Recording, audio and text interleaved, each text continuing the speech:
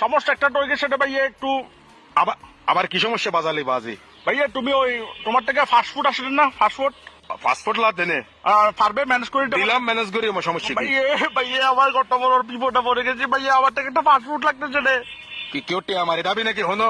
না না ভাই সমস্যা হয়ে গেছে ভাই, এই আছে রে আমার মোটো ভাই, বুঝছো, আমার মোটো ভাই রাজীব পে এটাকে বিয়ে করাচ্ছি রে, বিয়ের দিন ওমান ইতে তার সিটিং তোর মতো কোনো না, বিয়ের দিন এখন এটার বউ একসাথে ছিল, তো বউ নিয়ে আসলাম ঘরে ঢুকতেছি রে, এখন যে গরম যে ঘামাইয়ে পুরো বমি আসে না, হ্যাঁ এটা বউ রাস্তার মধ্যে ভাইয়া বমি করে দিছে, ওকে ধরতে গেছে তো মা, হ্যাঁ।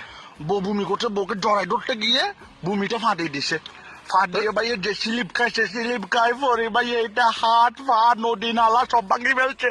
এখন ভাইয়া এটা ঢাকা মেডিকেল কলেজ হাসপাতাল ইউনিভার্সিটিতে ভর্তি করাইছি।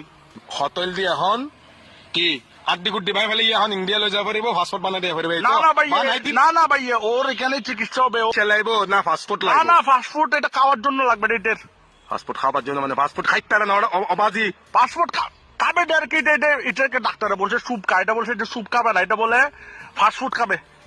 পাসপোর্ট কেন হাইব? পাসপোর্ট তো বানাইবো দে, পাসপোর্ট দেখাই বিদেশে না যায় বাজি মানছে। তুমি পাসপোর্টের কথা, পাসপোর্ট না তো ভাইয়া ফাস্টফুড, পিজা, হটডগ, বার্গার। তুমি পাসপোর্ট কা করো? তোর পিজা বার্গার বাইনি সমস্ত পেঁয়াজি কিন্তু তোর ফোন দিয়ে পরে দেখছিস না।